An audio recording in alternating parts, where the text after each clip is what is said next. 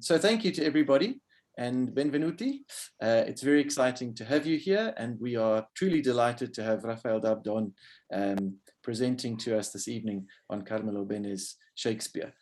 This event is officially hosted by three entities, the Tsikinya-Chaka Centre at Wits University, and the English Department and the Italian Studies Department. So on behalf of all colleagues in our School of Literature, Language and Media, some of whom are in attendance and others will be joining us shortly, thank you and welcome.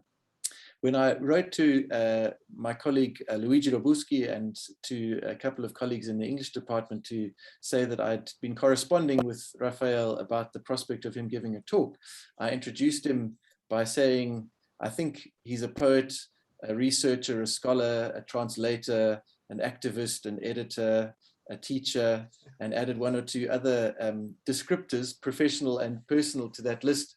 And Raphael wrote back privately and said, you know, you're far too generous. And I said, all I did was factually describe the many different things that you do. And it is, in fact, a very impressive list. You would have seen the brief biography that we posted on the website for the event and on the poster. And so it's a great privilege for us to host him this evening and have the opportunity to share his insights. So Raphael, I guess it's partly with your hat as teacher and scholar, partly with your hat as researcher and translator, maybe with your hat as editor, and we hope also with your hat as activist and poet that you address us this evening. I was just saying that this seminar will be a little bit out of my comfort zone because it's a very new thing for me, but I appreciated your enthusiasm, and it really gave me courage to do this. And I hope I'll be able to share a little bit of my knowledge of Carmelo Bene and link it to, obviously, his adaptations or so-called adaptations of Shakespeare, as we say today. So thanks again for this invitation. It really I really appreciate it. So in the process of presenting Carmelo Bene and his adaptation of Shakespeare, I will share a slideshow presentation which I filled with some quotes here and there, and some presentation of some key concepts in Carmelo Bene's overall aesthetics and theory, etc. So first of all, in the poster, the presentation says that I will discuss this understudied Italian filmmaker and dramatist. So just to be precise, Carmelo Bene is not really understudied. There's quite a few quite consistent literature on his work, particularly from from Italian-speaking scholars, and also, most notably Deleuze. There are consistent studies on his theater, but I think it is understudied in the English-speaking world. So, and particularly, obviously, in South Africa. In my research, I haven't found any study by South African scholars on him. So I hope it will be some kind of new information on a fundamental author, on a fundamental actor as well, when we are when we are speaking about Shakespeare. So yes, understudied, but to a certain extent. Also, the definition of filmmaker and dramatist, I don't know if it really fits for him, because he was such a such a volcanic actor and such a volcanic artist, so that the definitions of filmmaker and dramatist might be a little bit restrictive for him. But I'll try to get there in my presentation of his profile as a not only as an artist but also as a public figure. And then also the word adaptations of Macbeth and Hamlet might be also misleading, because I will try to explain how probably a rereading of Shakespeare words is more fitting when we talk about Carmelo Bene's work. So I will start sharing this PowerPoint presentation so that you can see how I would like to proceed with this seminar. And being a seminar, I would really like to have these moments of discussion in between the different sections that I've organized for in my presentation. So let me share this PowerPoint presentation. Guys, thumbs up if you can see it. Okay, so here was this key terms that I wanted to just clarify a little bit, and then second slide, it's more or less the structure that I've taught for this presentation, but it might be a little loose, so it's not literal, it's not definitely cast in stone. But what I want to do is to start giving a brief biographical note of Carmelo Bene, where he comes from, what he did as an artist. Then I will move in the second section to talk about his main influences, in particular French poet maudit Antonin Artaud, but not only Artaud. And then in the third part, in the third section of the presentation, I will discuss two key concepts with regards to Carmelo Bene. Number one, the difference between atto and azione, act and action, and also what the concept of the actorial machine was for him. And in the end, you know, rather than explaining or presenting Bene's work on Shakespeare, because he himself said, you know, in multiple occasions, there is nothing to understand in my shows. I would hopefully have given you the tools to approach Carmelo Bene's adaptations or rereadings of Shakespeare, you know, with a bit of background about his theory, his approach to theater. And if we have time, we can watch snippets of some of his Shakespeare plays. And, you know, I can guide you through certain interesting elements about scenography and acting, etc., etc. Particularly after I will have discussed the actorial machine. So here is Carmelo Bene, for those who know, who have not, for those of you who have not seen him before. He was this handsome, beautiful man from southern Italy. And so let me briefly introduce him by giving you some introductory notes. So first of all, this seminar will be exploratory, given the amplitude and the complexities of Carmelo Bene's performing and conceptual inventions. This presentation draws from some of the most influential studies on Carmelo Bene, and hopefully will offer some interpretive tools that will enhance the reader's, viewer's appreciation of his rereading of Hamlet and Macbeth. So first, I introduce this biographical note. Carmelo Bene, you can see here his date of birth and death, was an Italian playwright, actor, poet, an enfant prodige of Italian and European theater, a forerunner of artistic avant-garde, a hedonist, an erudite, an ill-tempered agitator, an iconoclast, an irreverent provoker, a mad hatter, a consumer of early society of spectacle, who was at once by it a corpo disfatto, a broken body. It would be and is impossible to pin down and reduce Bene into one cohesive definition, as I was saying before. As he often said, that anyone attempting to understand or explain theater was a lunatic, or even worse, a dangerous individual. He was known for his many innovations in the field of theater, his incandescent stage presence, and his extraordinary ability to declaim poetry, not only his own, but also that of major Italian poets such as Dante, Leopardi, Dino Campana, Elsa Morante, German poet Hölderlin, and the Russian poets, most importantly, Mayakovsky, Yesenin, Bloch, and Pasternak. The key to his unprecedented stage performances was his obsession with the phonetic side of language, as we will see later in this presentation. He was literally a scholar on, you know, disciplines like phonology and on the amplification of sound. It was like the voice was the backbone of all his on-stage and off-stage research. The Laboratory Theater, a workshop located in the ground floor of a small building in the Trastevere area in Rome, is where Carmelo Bene, born and raised in the south of Italy, in the region known as Salento, the southernmost part of Puglia, the one area that he called il Sud del Sud dei Santi, the south of saints. That is where he incubated his groundbreaking artistic journey.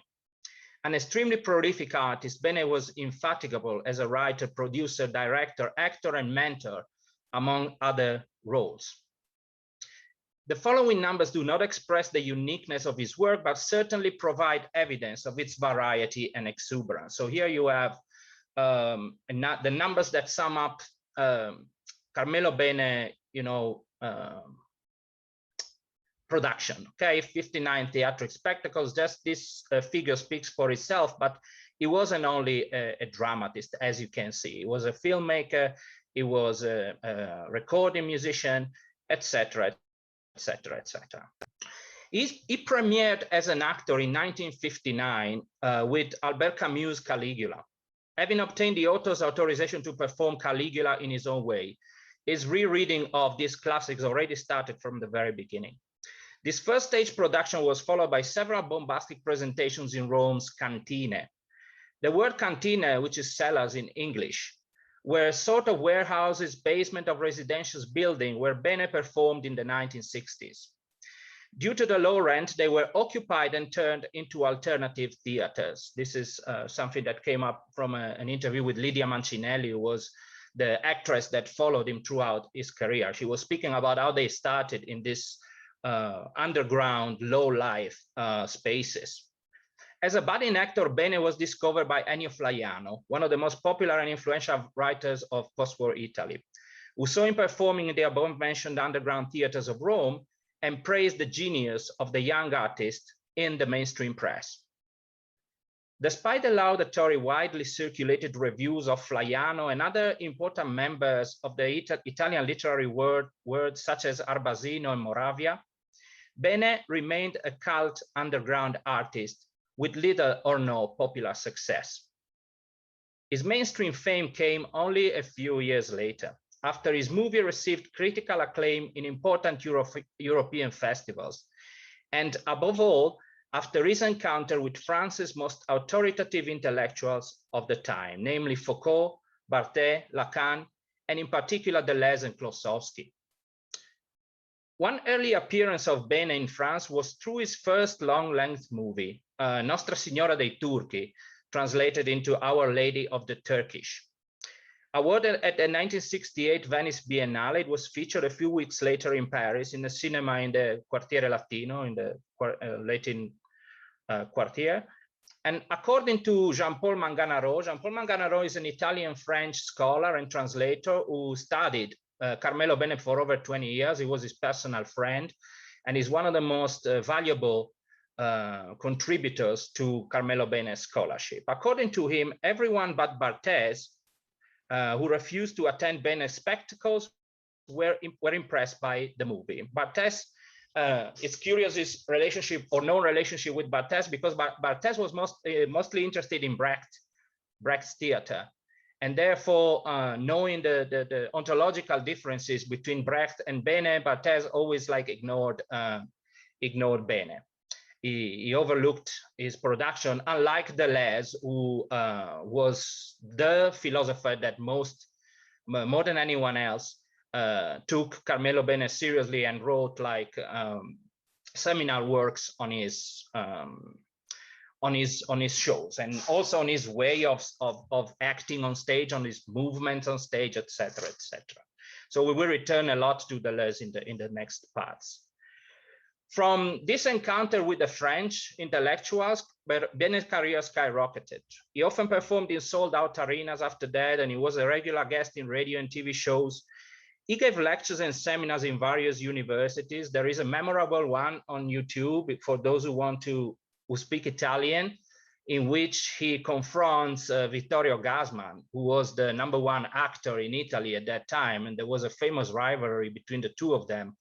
And in a seminar at the University of La Sapienza of Rome, there is this clash of titans, in which, well, I would like to say that Bene destroyed Gassman. Okay, we will learn how Bene's approach to theater was something else from conventional acting, which was embodied by Gassman. So he hosted different seminars in university in Italy and overseas, and his name occupied the first pages of Italian and European newspapers and magazines for over the following 3 decades, amongst other achievements.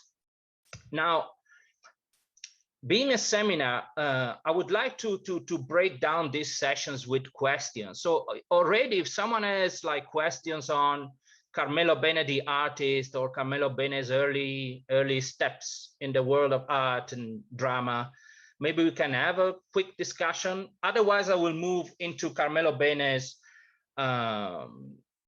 philosophical and literary background and influences. I'm interested in knowing if anyone knew Carmelo Bene before this session, I'm happy had heard of him. I'm happy to be a moderator, or as Raphael has said, just for anybody to unmute and fire questions at him. Sindiso has a question. Yes. Raphael, thank you so much for this really educational seminar. I've never heard of this particular figure. And you said that he was really committed to phonetics and the voice. And I don't know if his work has been translated, but I'm very interested in phonetics and the voice. So is it possible that you could give us some sort of example? I don't know if you are open or willing to do a translation, but I'm very curious about this very specific thing that he was concerned with, if possible. Thank you, Sindiswa, for this pertinent question, because it touches the core, as I say, of his research as a performer, basically, but also as a scholar. Translation, if you go on YouTube, there is a movie by him that I will briefly mention later, One Less Hamlet, Un Amleto di Meno, which has English subtitles. But when we talk about his obsession with phonology and with sound, I will discuss it at length when I speak about the actorial machine, because the actorial machine is really the idea of the actor transforming his body into a sound machine. And this is also linked to the use of heavy amplification and microphone particularly in his late productions, so that the voice and the use of the voice superseded the text. I will explain how the text is absolutely not important in Carmelo Bene. He used the text as a pretext to create this actorial machine. So perhaps I will fully address your question later when I discuss the actorial machine and the importance of sound in his approach to theater. But thanks for the question. It's really central to understanding Carmelo Bene. Many thanks, Doctor. All right. If there's no other question, let me get into Carmelo Bene and his thought-provoking, to say the least, approach to Italian landscape, to the Italian cultural, artistic, and political landscape. So Italian political system, Italian media and critics, Italian theater and theater practitioners, and in general, the Italian intelligentsia were the main targets of Bene's frequent and ferocious public accusations. In countless occasions, Bene exposed the dissolution of the Italian landscape, including its so-called avant-garde artists, which he considered being a byproduct of the cultural, political, and moral degradation of the country. In fact, I didn't mention that, but it's even improper to call him an avant-garde artist. It fiercely rejected the definition. This idea of Italy being, a country in total disarray was shared by Deleuze, who in 1997 interview claimed the following. Let me see if I have. Yeah, you can read it on the screen. Italy is a country which has become more and more stupid and ignorant. More and more unbearable rhetoric is cultivated here. In this cultural context, the Italian theater occupies the lowest point. The old traditional theater is more and more repulsive. The new theater, which is nothing but the enduring rotting of the living theater model, excluding Carmelo Bene, who's always autonomous and original, has managed to become as repulsive as the traditional theater. So this is an idea that definitely Deleuze and Bene shared, and none of them did anything to hide their contempt towards Italian scriptwriters, directors, etc. However, Bene's j'accuse extends to Europe and by default to all Western civilization. Is not only restricted to Italy and the Italian situation. The influence of authors such as Choran, Céline, Nietzsche, Heidegger, Stirner, Joyce, Eliot, Freud, Schopenhauer, Baudelaire, Hölderlin, Villon, Laforgue, and Ionesco, amongst others, is evident and often explicit in his works. What these thinkers have in common is a pessimistic / nihilistic view of the decayed Western civilization, a cultural, political, moral system which is rapidly decomposing before their eyes. Following the path traced by these writers, Bene makes extensive use of the image of the rotting corpse to demolish 3 pillars of Western civilization. Number 1, democracy. Number 2, the theater of representation as an instrument of preservation of the bourgeois value system. Number 3, the written text. So democracy, the theater, the conventional theater, and the written text were the 3 main points of critique of all Carmelo Bene's discourse. Democracy thus becomes a corpse which is embellished at every useless voting round. And the theater of representation is the mortuary where the written text, also called by Carmelo Bene the oral corpse, is preserved, and where directors and actors put makeup, and I'm quoting from him, put makeup on the classics as they do with a corpse in a morgue.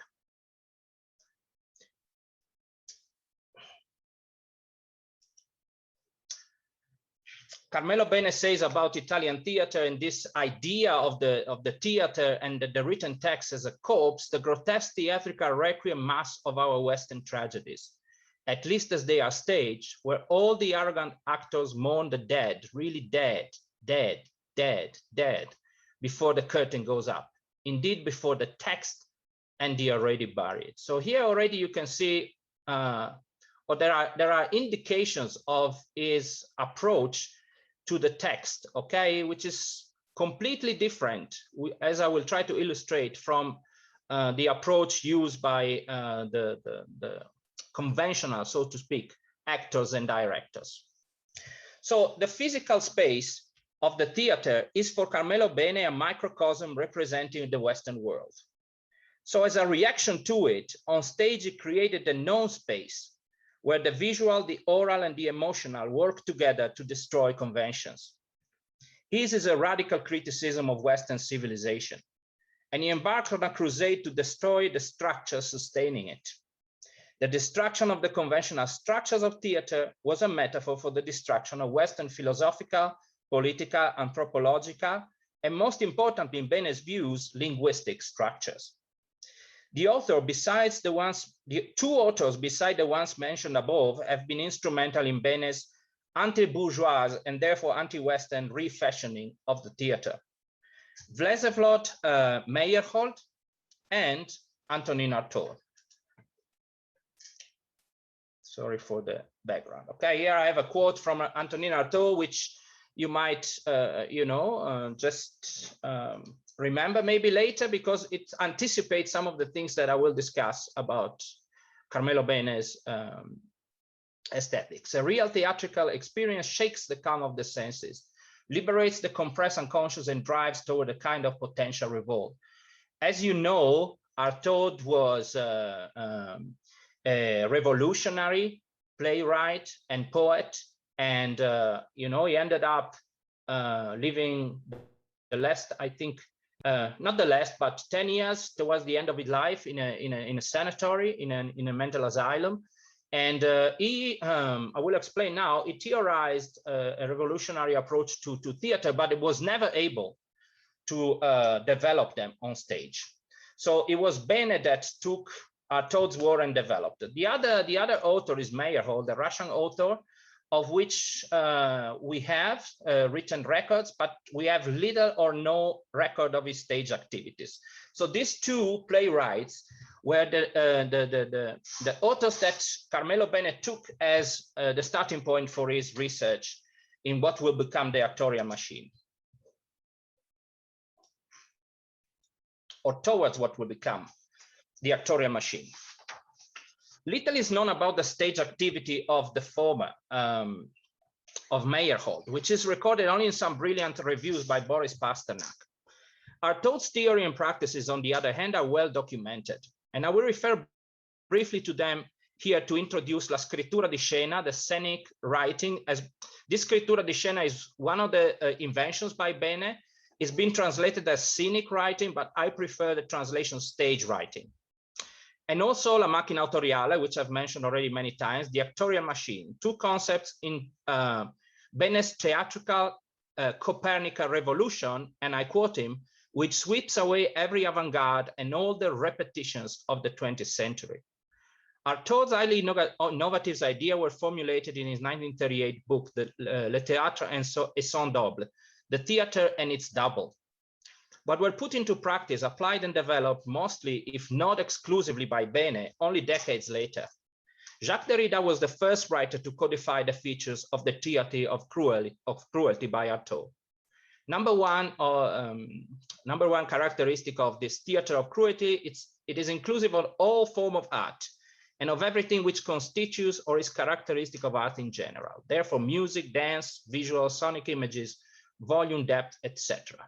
are all present on stage. Keep that in mind, because these are the foundations of Bene's later work. Number two, theater does not give preeminence to the word over the other components of the stage, particularly sound and scenographical elements.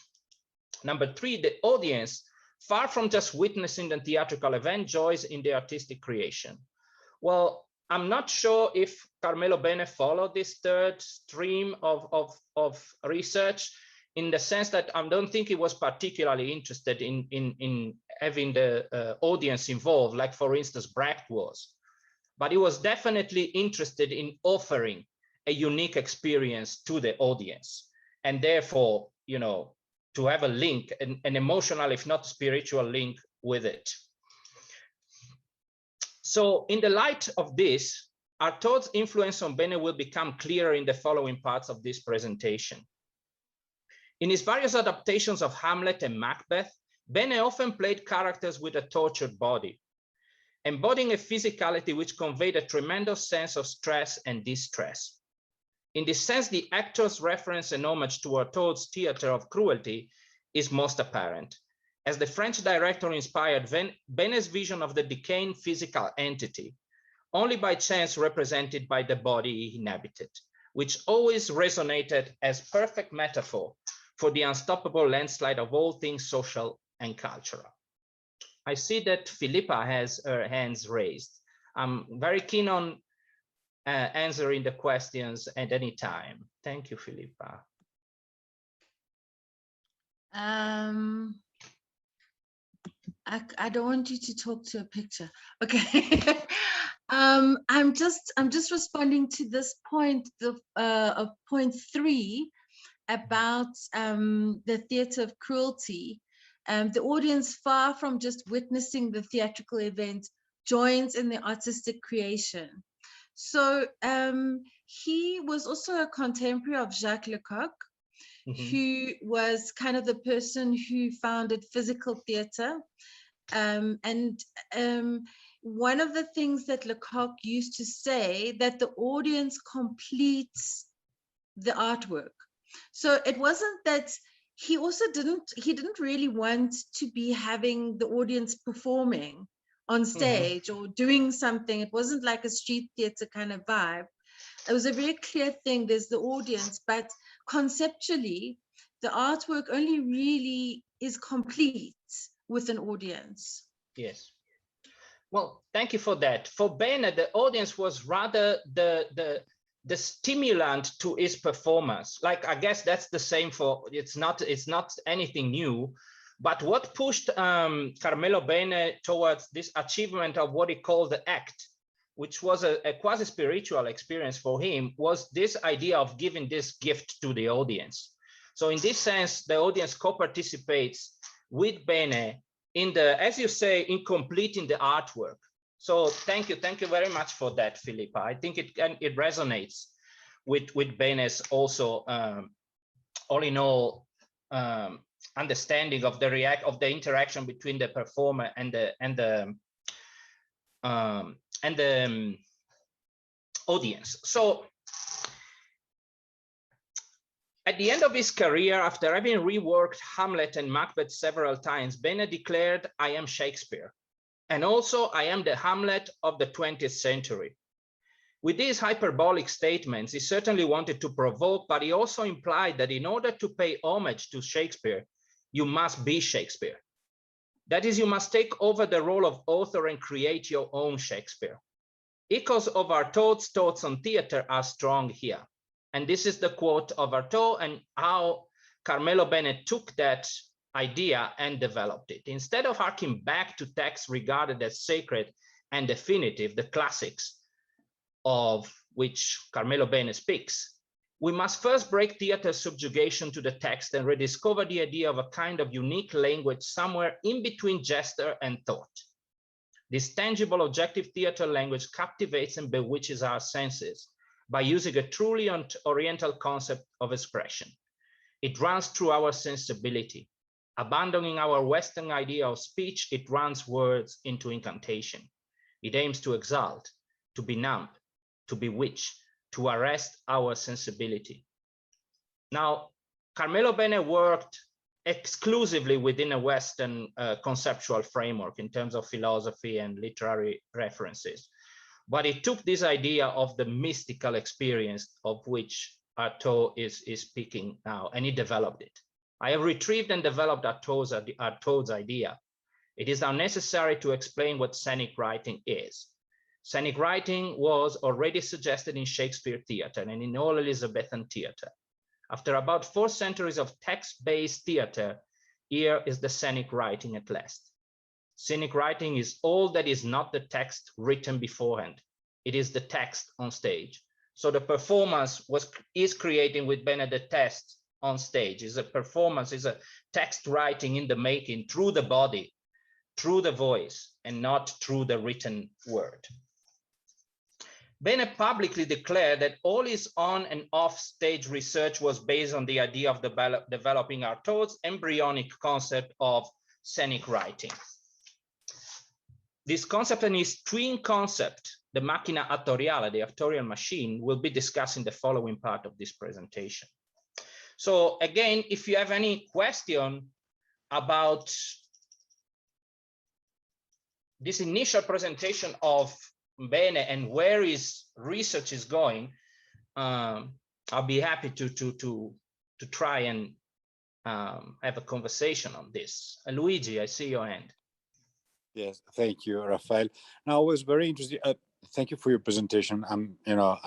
I know somehow Carmelo Bene because it's part of Italian culture, basically. Yes. But I haven't studied him. So when you speak about his criticism towards the Western culture and the moral decay of Italy back then, a name came into my mind, and it's Pierpaolo Pasolini. Oh, and yeah. I was wondering whether you have studied a possible correlation between the two of them, and if so, how they interacted back then. Thank you. Thank you, Luigi, for giving me the opportunity to talk about the relationship between Pasolini and Bene, because there was reciprocal admiration. Because as you know, and I'm sure most of our fellow guests here know, Pasolini was a central figure in Italian culture at that time. And also very critical towards this decay of Italian bourgeois society. So it was actually one of the very few intellectuals with whom Carmelo Bene spoke in good terms publicly, and it was corresponded. So it's these two figures, despite having a different approach to poetry and also to writing, recognizing each other's talent and each other's groundbreaking approach to politics ultimately, and collaborated even in several occasions. Sindiswa. Hi, Raphael. You know, I'm so new to this topic, and I'm so excited to be present in this conversation.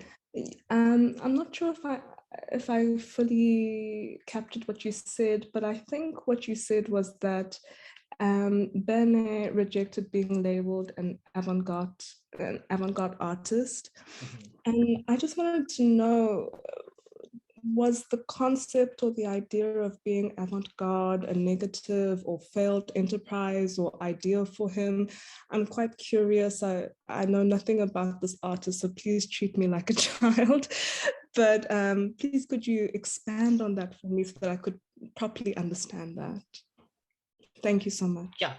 So first of all, Bene rejected all labels, something which I always admire in an artist. So for him to be defined an avant-garde artist was a definition given to him by the press, by the media, by the critics, by the world he was constantly fighting against. So we have examples of Italian avant-garde even in that period. I don't know how you guys also can describe, can define avant-garde, but an avant-garde artist is someone that pushes the boundaries of what is accepted, you know, in terms of artistic standards in a given time. So someone who transcends what is seen as, you know, common sense in art, if that is possible. That's my understanding of who an avant-garde artist is. Therefore, I also share with Carmelo Bene, I share Carmelo Bene's views that avant-garde doesn't necessarily mean being revolutionary. It depends, you know, how do you push these boundaries? So but also, is he not also, oh, sorry. I must please. put my hand up. Is he not also just rejecting the people that make those labels, you know, because there's a certain authority, like he's such an iconoclast. I mean, I'm saying this as if I know him. This is also my first time. Cindy, you're not the only child in the room, but he's also just rejecting the people that decide what is avant-garde. Yes. Exactly. So it is journalists, it is critics, it is academics that try to put artists in boxes, and therefore a provocative artist like him is immediately labeled as an avant-garde. But you know, he fought against that. He's like, I don't belong, because the avant-garde artists were a recognizable group in Italy, and he didn't belong to any church. So for him, you know, being defined as an avant-garde was a way to contain his persona into an academic box that he didn't accept it, or in an intellectual box that he rejected. May I just may I just for 1 second play devil's advocate, because the comments that are coming to me are so pertinent and so wonderful, but I mean the very rejection of being an avant-garde artist makes them even more avant-garde, does it not? Well, maybe we can define him the hyper avant-garde artist, the avant-garde or the avant-garde, but he probably would have rejected that as well. Thank you so much. Hyper vanguardist artist. So, any other question? I have a question. Am I audible? Yes, I can see. Yeah. Let me see who's the name. Sorry. Yeah, this is Oshijit from India. Oh, Oshit, yes. Yeah. So it's from Oshijit from India. So I have a little understanding of Carmelo Bene from the presentation I made at the Shakespeare International Congress. So as Deleuze also writes in One Less Manifesto about the amputation techniques and how he is just a stuttering organ on stage, or how he's just a machine gun on stage, right?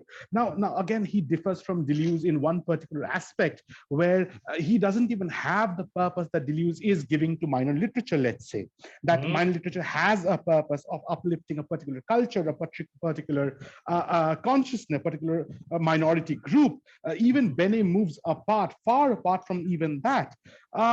So do you think that he anchors? I mean, it's a bad word to use, I know, anchor or purpose, but do you think Bene has any kind of anchor or purpose in his kind of theater? Anchor or purpose in his kind of theater, in his kind of anti-representation, as it. I don't think he has, because as you say, it moves even beyond Deleuze's idea of the stuttering war machine, of this idea of subtraction in order to create this minor literature. It keeps going beyond that, because his works are constantly unfinished works. His works are constantly a work in progress, or as he said, works in regress. So there is an endless process of what Deleuze calls subtraction, that, in Carmelo Bene's view, never ends. And in seizing that subtraction that he locates is performances.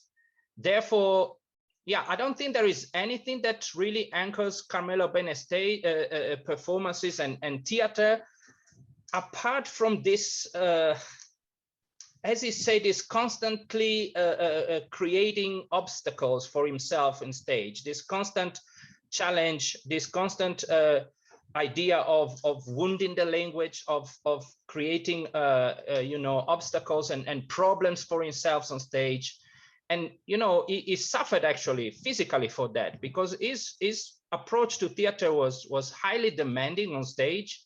He paid the price for that extreme approach to theater, which is both physical and spiritual in many ways. So I think that one of the things that makes him fascinating is that he abhorred the same idea of having boundaries on stage. Obviously, it can sound, exaggerated, but he did that, or at least he tried that on stage throughout his career, to see how far he could go in this decomposition of the written text, decomposition of language, decomposition of sound, decomposition of his own body on stage.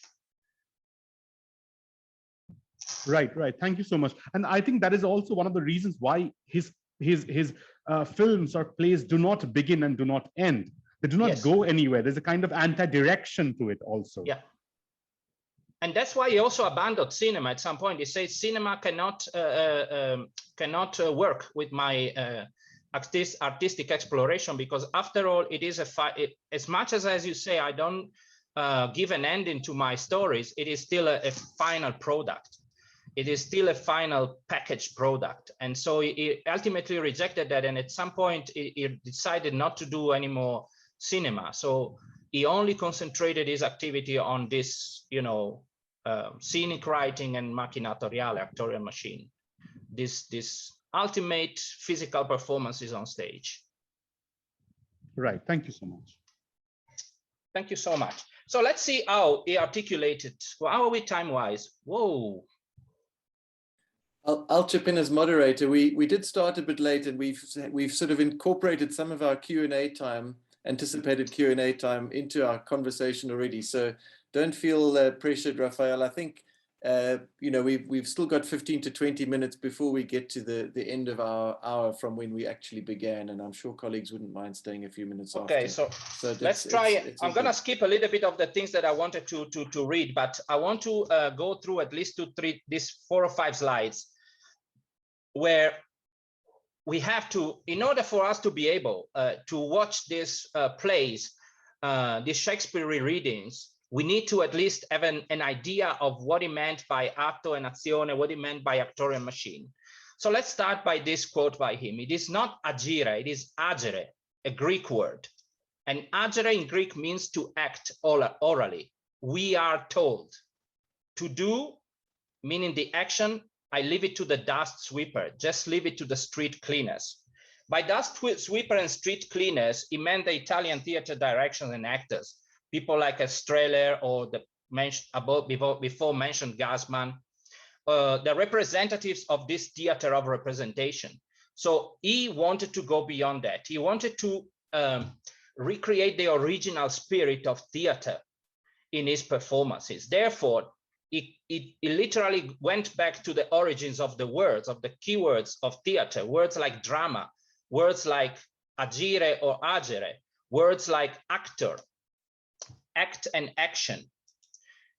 He obviously referred to Nietzsche in his research. Nietzsche, as we know, before becoming, a philosopher, was a philologist, was an enfant prodige of academia. He was a professor of philology at the age of 20, 22, but he cultivated his interest in philology throughout his life. So Nietzsche says that it has been a real misfortune for aesthetics that the word drama has always been translated action. It is not Wagner alone, whereas at this point, the error is worldwide and extends even to the philologists who ought to know better. Ancient drama aimed at scenes of great pathos. It precluded action, moving it before the beginning or behind the scene. The word drama is of Doric origin, and according to Doric usage, it means event, story, both words in the hieratic sense. The most ancient drama represented the legend of the place, the holy story on which the foundation of the cult rested. Not a doing, but a happening. Drang in Doric actually does not mean to do. So this is very important to understand, Bene, because if I have time to briefly speak about Macbeth and Hamlet and his different rereadings of them, he called them happenings. He didn't call them theater, he didn't call them play, he called them happenings, using this Nietzschean concept of going back to the origins of the word drama. So Nietzsche here reminds us that in Greece, where Western-based theater originated, ancient orators did not anticipate their ideas. Like Bene, it doesn't want ideas to be anticipated via the written text. Ideas were presented as arguments in favor of a certain position and let them build up in the listeners' minds to convince them from within. This is Bene reading Nietzsche. Bene understands this, and he also recurs to Freud, and in particular to his discussion on the difference between giocare, to play, and scherzare, to joke. So another important element to understand Bene's radical approach to theater and a radically different approach to the conventional one. So for the conventional, on the right-hand side here, scherzare, giocare, you have what defines a traditional, theater, director-based, actor-based theater. It's based on azione, it's a scherzo or a joke, and the scherzo joke is typical of the adult and the poor actors. It is artificial, corrupted, adult-erated, mediated. So as a reaction to this theater of representation, which is Freud's concept of scherzare, Bene uses Freud's concept of giocare, which is typical of the children, of artists, and of good actors, of actoria's machine. It is a spontaneous, pure, free, unmediated process, an unmediated performance. So the difference between atto and azione is fundamental. Carmelo Bene looks for the atto. He often uses the example of athletes, for instance, to explain to neophytes what it means by atto. Atto is that moment in which the individual thinks. He loses his connection with his thinking. He is in a space where he thinks, as Carmelo Bene say, in which the subject is not in command of what's happening. So like an athlete, for instance, that he was always using examples from soccer player or tennis players when they perform, you see Federer playing an absolutely stunning backhand. And in that moment, he does not think about it. It's an act. It's something that he created in the moment without thinking about it. So obviously for the actor to reach that stage in which he's not thinking is completely, unthinkable. So sorry for the wordplay. But Carmelo Bene's efforts lie in this creation of this act, of this moment on stage, in which the actor is not thinking anymore, but produces a spontaneous, free, unmediated performance. So, and again, Nietzsche, but also Saussure's lesson here is very important. So in English, it is play. The word play in English, it also went back to that. We say it's a play, it means games. The theater is in the act. That means in the immediate. It is what a philosopher, he says a philosopher, and actually it's Hegel, called immediate vanishing. The presence and at the same time the absent. He always say, I am present on stage, but I have to be absent to create my performance. And this is to overcome the great actor. That is, this is the actorial machine, of which Macbeth Horror Suite is one example among others. So we will, let me see if we can skip quickly and discuss or check briefly Shakespeare. So the actor is not enough. Here we have introduced the idea of the actorial machine, and now we will talk more extensively about this use of the voice and the body, etc. The actor is not enough, neither the great actor. It is necessary to be or to become a machine, which I define as actorial. What is an actorial machine? First, it will be amplified, but the amplification, it is a strange thing, is not a gonflage. Gonflage is like a French word, like an over development. That is, it's not an inflating. It is when I'm so close that the contours vanish. Theater is everything that is not understood. Another, outcome of his thinking is that real theater cannot be understood. It is not, there's nothing to understand in my plays, he kept saying. If you want to understand a play, go to a traditional representation. What I try to create, it's something that is not understandable. They ask him, how is that possible? And you would always reply like, do you understand life? No. Therefore, theater speaks about life. It doesn't have to be understood. So it is in this space that he encounters Shakespeare. So here I have a few links, which obviously I will share this slideshow with whoever is interested. But just to give a quick overview of his rereadings of Hamlet and Macbeth.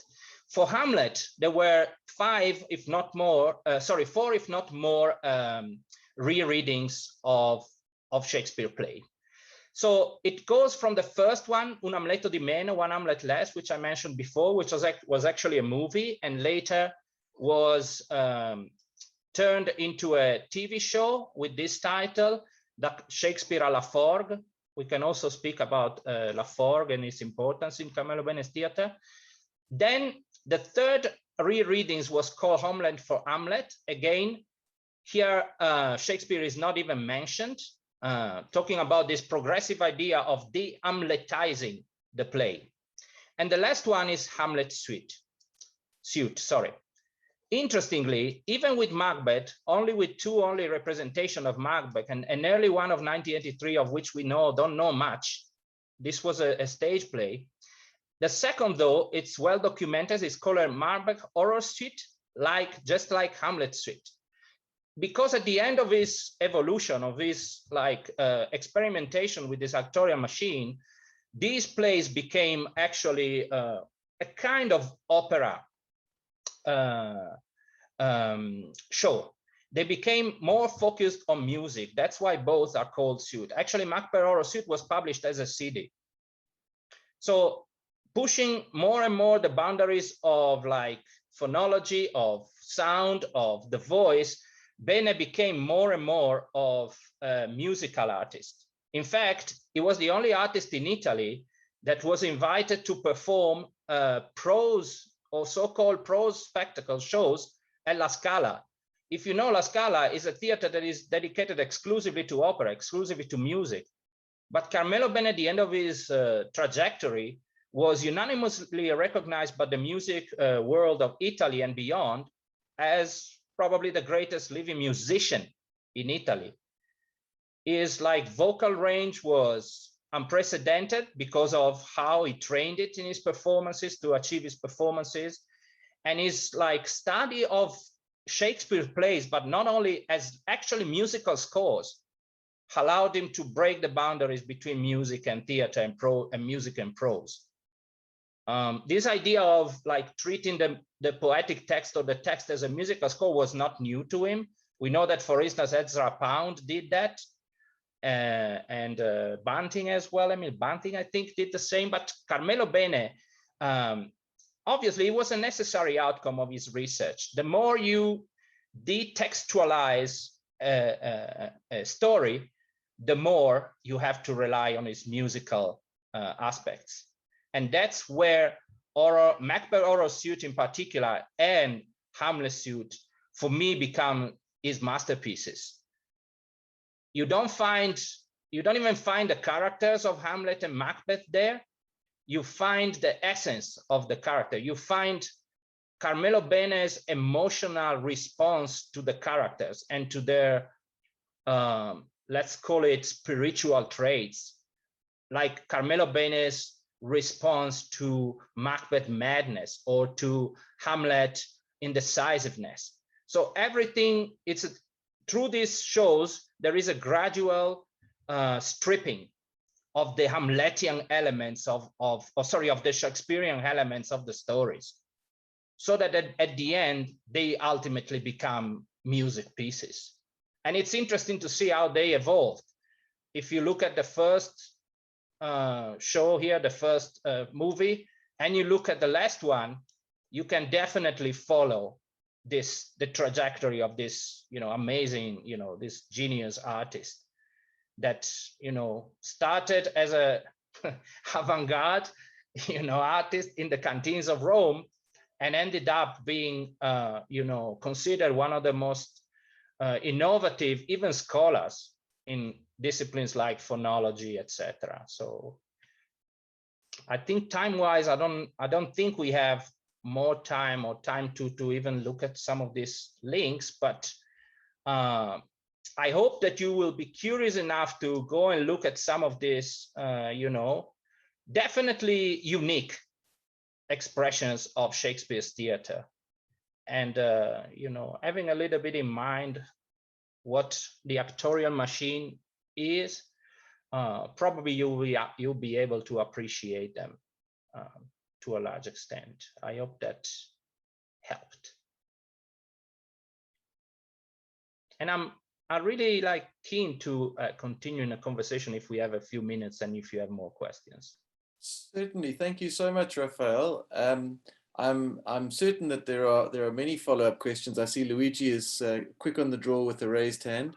I have a number of my own that I would love to ask, but I won't abuse my position. So we'll come back to me if there is time. But as we mentioned earlier, we did start a bit late, and luckily we've had some Q&A and interaction during Raphael's presentation. But I think for those participants in the seminar who are able to remain, it would be great to have a little bit more discussion. So many interesting insights in those your comments, looking through the final few slides on how this theoretical as well as very kind of practice-oriented approach of Bene fed into the Shakespeare work. And as you say, adaptation is the wrong word there. And in fact, that we should call it the de-Shakespeare work, because Shakespeare becomes like the decomposing body in a way. So Luigi, let's have your question, and then we can take some others. So thank you, Chris, and thank you, Raphael. It was a very interesting and thorough presentation, which enlightened many aspects that I didn't know about Carmelo Bene. My question is a little bit personal, because I was wondering whether Carmelo Bene is for you only a matter of academic interest, or maybe inspired you in one of the several aspects of your cultural production. So I was just wondering, the many hats that Chris mentioned before earlier. Well, thank you, Luigi. I wish, but to be honest with myself, in first place, I don't think I have the stamina even to start following that path, because as I said, it is a path that leads to, you know, a very extreme physical, personal, and mental journey. I mean, as I mentioned some of the names here, Dario Campana, Nietzsche, Artaud. He was fascinated by all these people who ended up in mental institution. He himself had an experience in a mental institution in Italy. And, you know, it was considered, obviously, by many a madman, you know, because of how extreme was his approach to the performance. So, well, I'm highly inspired by him. Like, for instance, I completely agree with his view of democracy as a obsolete political system. I agree with him as the Western civilization as a decaying body. And, you know, so that informs a lot of my understanding also of contemporary politics, philosophy, and art. In terms of his performance skills, you know, honestly, it's really too much for me, but I would really love to see young theater practitioners at least starting exploring this macchina attoriale, this actorial machine, this scenic writing, because they have the energy to do it. I'm too old to start now. Yes, Cindy. Hi, Maestro. I'd like to ask you two questions. So one of the statements that you made was that Bene thought that the theatre representation is nothing more than a rotten corpse of the living theatre. Sorry, Cindy, the theatre of representation? Was nothing more than a rotten corpse of the living theatre. Was that correct? Yeah, well, yeah. Okay. Was that correct? Did I misquote you? Or rather, for him, the theater of representation, the actor-based and director-based theater, which was obviously, you know, the theater, the bourgeois theater, which now, you know, is an elitist space. It's for him like a sanctuary of this decaying Western civilization. Is a place where Western civilization, instead of being like criticized and awfully destroyed, is actually preserved, defended, is actually represented, you know, and praised and celebrated. So that's why, you know, it was one of the main targets of his criticism, you know, by being so critical towards what surrounded him politically and culturally. Obviously, he saw, like Deleuze, as I mentioned before, they saw theater, in particular Italian theater, as something really to be toppled, you know, in any possible way. So, okay, fantastic. Thank you for that. For expanding on that for me. And then the following quote that I didn't quite capture, but that I think you said something to the effect of physical theatre was a theatre of representation and a microcosm of the Western world. I think maybe I misquoted you there. Please correct me if I'm wrong. What I wanted to know, as somebody who's really new and naive to the world of theatre, even though I adore theatre, I have no expertise that can match yours. I'm not, yeah, but I'm not theatre expert either. There are more qualified people here, but please go ahead. Your presentation was superior. I just wanted to know, as somebody who comes from the so-called global South, where does Bene situate himself? Does he consider himself a member of Europe, or does he consider himself some sort of renegade outcast? Does he consider himself a figure of an oppressed or marginalized society? Please forgive my ignorance. I'm really curious, genuinely. Very interesting question. That also he was an hermit. He did not have a social life. He comes from, as I say, the south of Saints, Italian's region of Salento, which, if you see the map of Europe, it is like the extreme peak of the hill of Italy. So it is situated exactly at the crossroad of all civilization of the Mediterranean Sea. So it is, and there is a study by an Italian called Pier Giorgio Giacchè that speaks about the anthropology of the actorial machine, about how the cultural background of Bene situated himself anthropologically from the very beginning, outside, any concept of, allegiance or belonging to a country. He never, obviously never considered himself as an Italian, artist.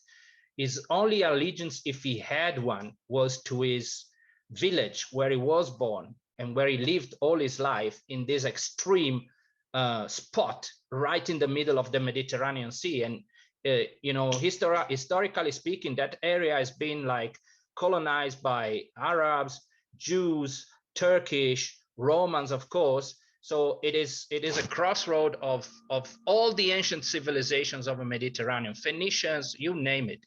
So in terms of his allegiance, it was definitely nothing like it wasn't like that didn't feel any sense of belonging to any existing political or identitarian institution. How that can be translated into our context here in South Africa, it's a pretty interesting question. That was actually my idea for the ending part of this conversation, to see how Carmelo Bene can be used, for instance, in a decolonial framework, how his work can be used here in our present context. But to answer your question, he definitely placed himself outside all, official, again, political, cultural, ethnic, etc. boxes. Thank you I'd so love much. to jump. Sorry, Cindy. I'm going to jump in as moderator, given the wonderful framing that your question offers and Raphael's response. And it's such an interesting challenge, because I think there's so many ways, Raphael, in which you've presented to us the idea that we could kind of apply the paradigms introduced via Bene to the question of, without wanting to use a crude phrase, decolonizing Shakespeare, or Shakespeare in a kind of decolonial context, or decolonizing one. And the idea of, sort of mocking the thinking Hamlet by placing him in a dethinking context is sort of one, methodological approach, but the theory of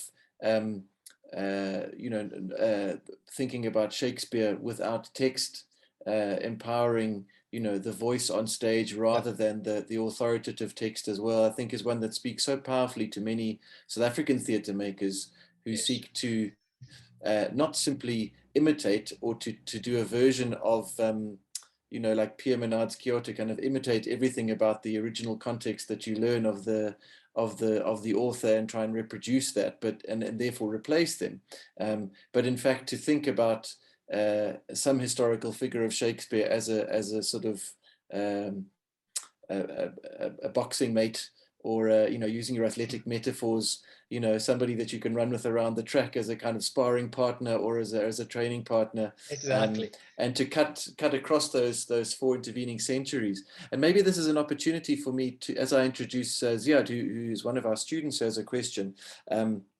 For those in the seminar who don't know, part of the Italian-English bridge that Raphael is contributing to building, it also has its manifestation in our honors program at Wits, where we have a co-taught English-Italian honors module, the Renaissance module, which is broadly what people would call historical or historicist.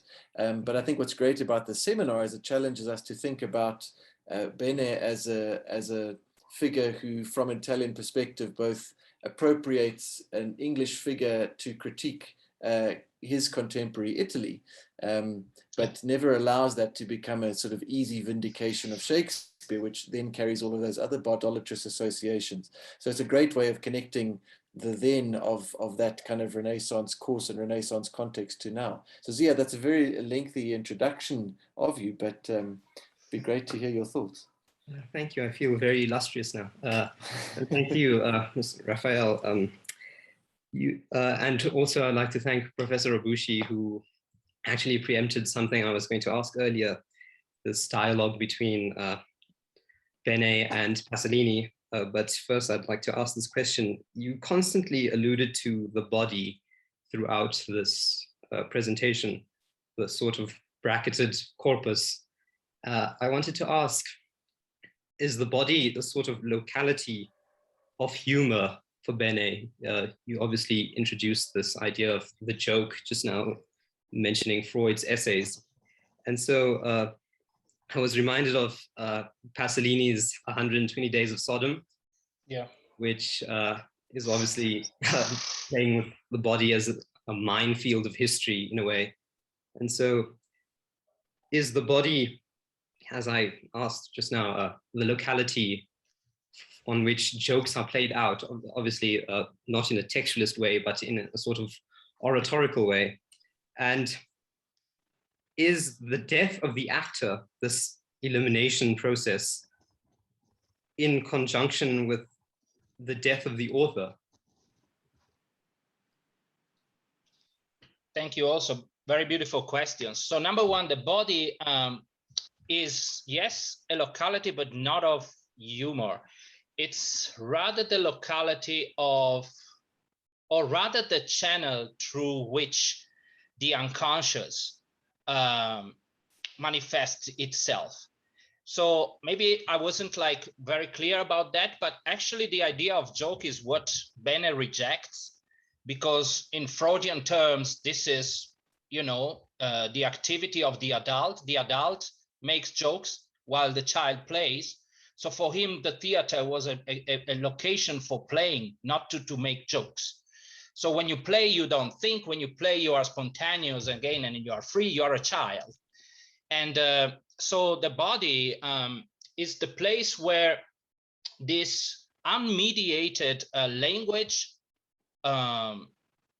develops and ultimately is produced. So if you see, for instance, his latest performance, Bene hardly speaks. There's hardly any words spoken. There's a lot of guttural sounds. There's a lot of ululations. There's a lot of even burps on stage, or it simulates orgasms. So it literally, even the language is disarticulated completely. And that is a game. That is giocare on stage. That is to play on stage. It's not something that is predetermined. Therefore, the body has that ultimate function, the one of being again a machine, a sound-making machine. And by doing that, if it achieves that, if it achieves to create the act on stage, then, you know, everything else is destroyed. And that answer also the other part of your question. The death of the actor is the death of the author, definitely. So the ultimate objective is the death of the actor on stage. All that remains on stage is the sound he has produced, and the emotions that the sound, the emotions that these sounds carry with them. So I hope I answered your question.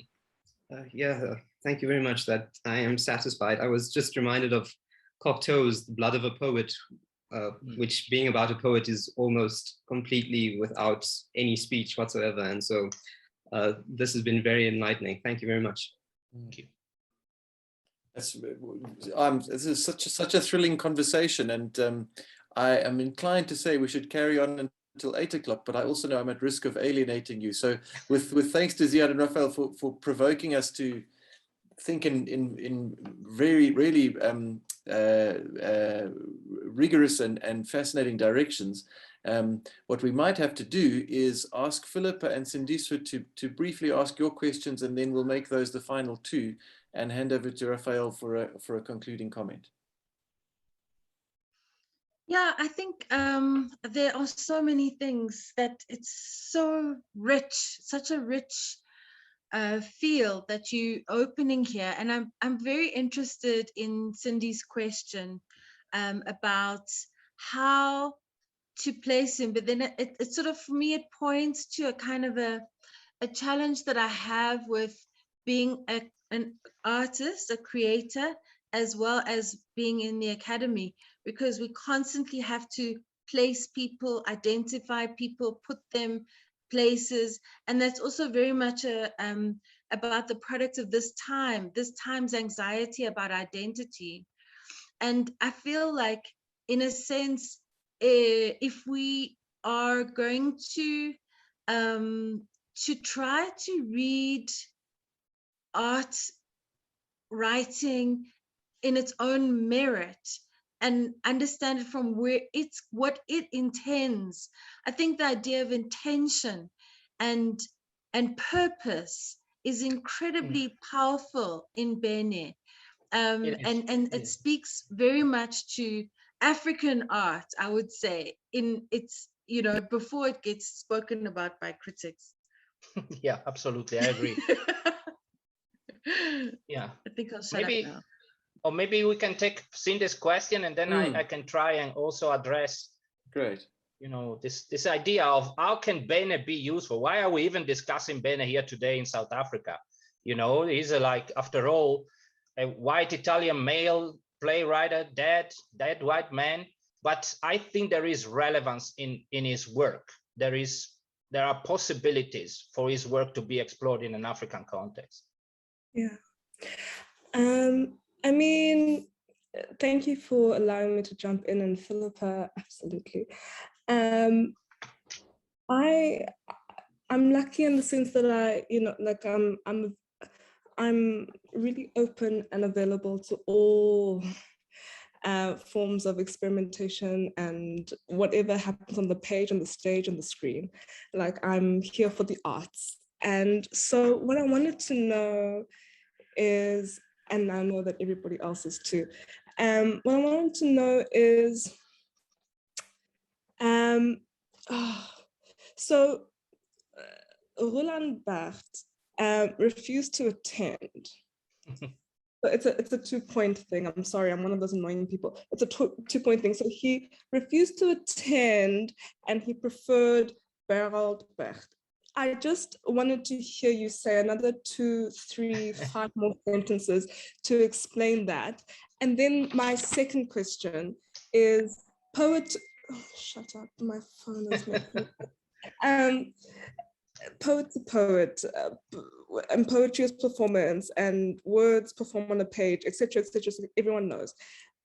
What is it that you think that poets who either work on the page or who write for the stage, because I know that you work in both worlds in a very fluent and fluid way, what is it that we can learn from Bene? Because what I've heard from this seminar of yours, I've scribbled down every word that you've written, and I'm hanging on your every word, and I've learned so much. And I want you to come, I want to hijack you for my own purposes. But like, what is it that you think that young South African poets, or not young poets, period, not even South African, young poets, period, can learn from this particular figure? And I'll stop there. Thank you. Okay, so I think I can answer both of you at the same time. Like your questions like overlap.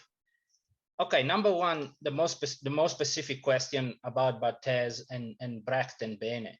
So if you know about Brecht's ultimate task or ultimate objective or ultimate idea was to educate the masses, was to influence the masses and to convey to the masses a certain political message, with socialist, communist ideas, and to awake the masses on their condition and therefore react to it. So it was a kind of educational theater.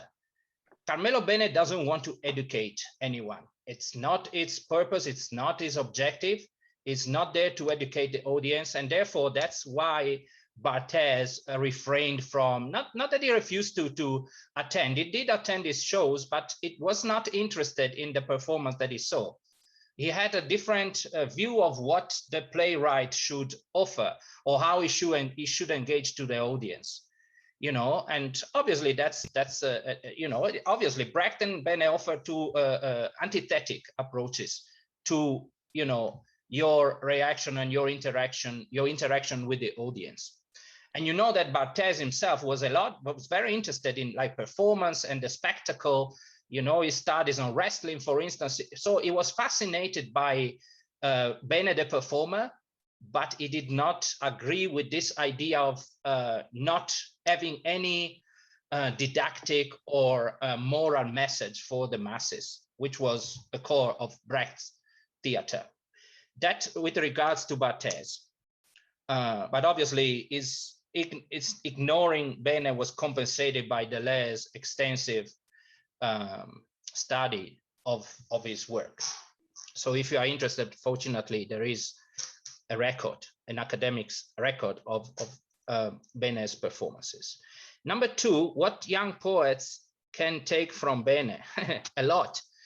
Number one, studying the classics, studying other poets. Carmelo Bene was like encyclopedic in his knowledge of poetry. As I said, he not only performed, you know, all the major Italian poets, D'Annunzio, Dante, Dino Campana, Elsa Morante, Pascoli, and many others. He knew extensively the German poetry. He studied for 3 years in Russia. The last year of Russia as Soviet Union, he went there to study the Russians. And he made that actually I recommend. There is a full show of Bene reciting Mayakovsky, Yesenin, and Bloch. And as he said, you don't need to know Italian to see my performances. He himself aimed at being a stranger in his own language.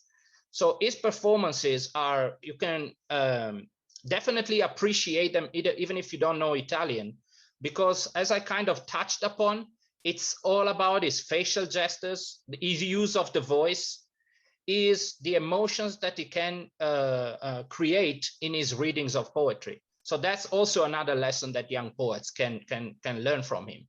Poetry ultimately has to transmit emotions. And, you know, there's no one for me that did it better than Bene. If you take, for instance, Dante, right? The great Italian poet, no, the quintessential Italian poet. Dante has been read publicly by many people, including the Vittorio Gassman that I mentioned before, which was the top actor, you know, in Italy at the time. And you have also video on YouTube of Dante reciting every single canto of the Divina Commedia, from Inferno to Paradiso. And everyone says, oh, Gassman is the greatest reader of Dante's poetry. Then you see Carmelo Bene reading Dante from the Tower of Asinelli in Bologna, hyper amplified.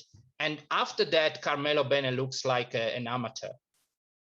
Sorry, Vittorio Gassman looks like an amateur. So there's another thing is translation. For instance, I didn't touch on Laforgue, on Jules Laforgue, but Laforgue was a French decadent poet, and he used Laforgue's stories of Shakespeare and Laforgue's poems as well to rewrite Shakespeare. And he used Laforgue, who was a decadent poet, because he could translate in French, and he always say that the translation has to be done for the oral. Translation must not be done for the written text. When I translate a musical piece. Therefore, he employed French and employed Italian to create musical pieces. So another thing that young poets can explore, how to translate, how to create musical pieces out of poetry written in other languages. And imagine the possibilities that we have in South Africa if you try that. So there are, and that's only like scratching the surface. Apologies, Maestro. Translation must be written for the oral. For the oral. It is purely an oral, it has to work as an oral piece. So the academic translation, the conventional academic word by word translation faithful to the original text for him was nonsense. It has to work musically. And he was an amazing translator. So that's something that here we don't explore enough in this country. With 11 plus official languages, maybe Carmelo Bene could come in handy. Absolutely. Here. I think I speak on behalf of everybody else when I say that's it's a great note to end on. It's really invigorating to me that in some ways we sort of used Shakespeare as the gateway drug to begin the seminar and have returned to some degree at the end, or to Shakespeare to some, and Bene's Shakespeare to some degree at the end, but also that we allow Shakespeare to be dispensable in the conversation. Perhaps that's a kind of paradigm for Bene as well, who and was has so much. not obsessed with Italy? Yes. Sorry, Philippa. Shakespeare was not obsessed with Italy. Well, despite his references, he wasn't. You're right. So I think there's a sense in which the conversation that we've had about Bene in a South African context, independent of the Shakespearean framing, for our wider conversation this evening, in itself is quite a useful provocation, and it's wonderful that we're able to think practically about what this means for performance of translation as a performative act, rather than one that must be textual. What the advantages and disadvantages of that are, the evanescence of the moment of speech. Sandy, you've appeared visually where we have not seen you. We've seen your still image before. Is that with a view to making a comment or asking a final question? I'll allow it, even though I said is it not too late? I mean, there is something that I've been sort of waiting to say, but I just Raphael, love. I'm here. I'm Is it okay? I'm very excited about this conversation with some of my favorite people. So please, let's go ahead. I mean, it's gone in a particular direction, and I just think that the thing that you've left us with, the idea that the translation has to be done for the oral, for the musicality of that is exactly right. And so to return to Shakespeare seems rude, but there is something that I thought right at the start when you so astutely, provocatively, beautifully suggested that the idea of adaptation is not a word that you would be wanting to use in thinking about the impact or the kind of sense of purpose. Yeah. And you wanted to use the word. It was a rereading. Or rewriting. Yeah. And I was sort of in two minds when I was thinking of asking you what's at stake for you, do you think, in the distinction that you made? And then I'm glad I held my tongue, because you went on to give us quite a strong sense of the profound reworking, and I mean the idea of the de-Hamletizing of the play, for example, and I mean it almost put me in mind of what and also the de-Macbethizing. Sorry, maybe I didn't mention, but it happened the same with Macbeth. Yeah. Right. So there's this profound undoing and reworking and almost like the cultural anthropologists in Brazil, that idea that you consume the enemy and you take what is best about the enemy and you completely make it your own. And it seems that there's something really profound about the transformation that these works undergo, that they entirely, reformed, I think. So I wondered if you would want to be more, even more bold in, doing away with adaptation as a term to really reflect the profound transformation that takes place. And I mean, I wanted to challenge you that even rereading, and now you've just used the word rewriting, even that doesn't get to the radical reforming. I don't know. Yeah. So I just wanted to give you a chance if you wanted to reflect on that. So no, thanks for that. I would say that the fact that you know, as I say, he called himself at the end of his career the Hamlet of the 20th century. It was provocative, but it really kept going back to this particular character and this particular story, because it in many ways it was the story that allowed to develop his aesthetic more than any other story. So his way of destroying, if we want to say that, Shakespeare was his way of paying tribute to Shakespeare. Shakespeare was the author that offered him that created that character for him.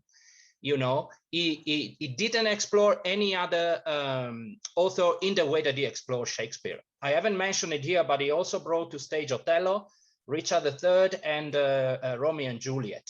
But it was with Hamlet that is going back to the character, you know, became consistent. And the reason why, in my opinion, he chose Hamlet over all the other subjects or all the other characters and story is because Hamlet itself is a character that keeps hesitating. It's an unfinished character. And therefore, that element of Hamlet allowed Carmelo Bene to develop his ideas about the actorial machine and all the rest.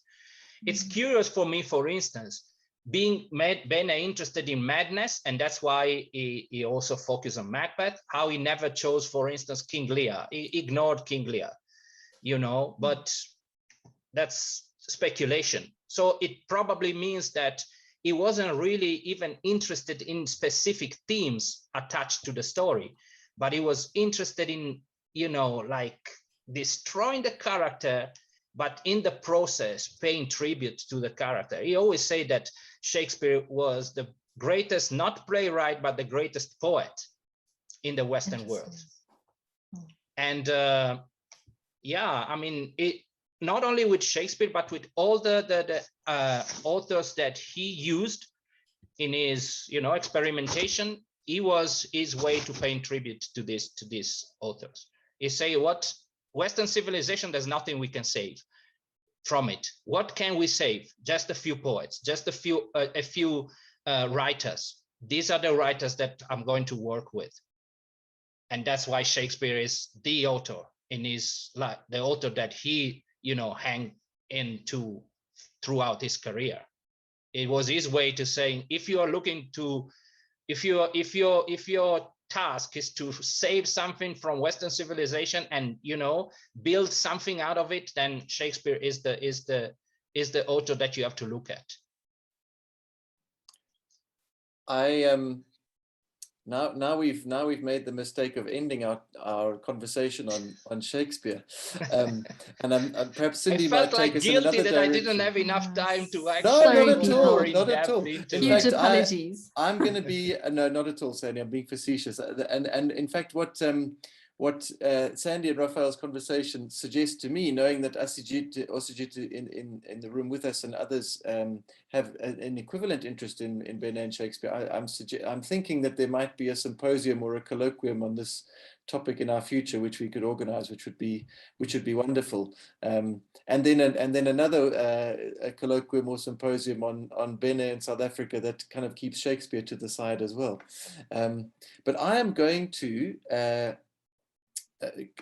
commit an anti-Beneistic gesture because I have to turn our evanescent, incomplete, unfinished conversation into a recording by pressing a button that will end the recording.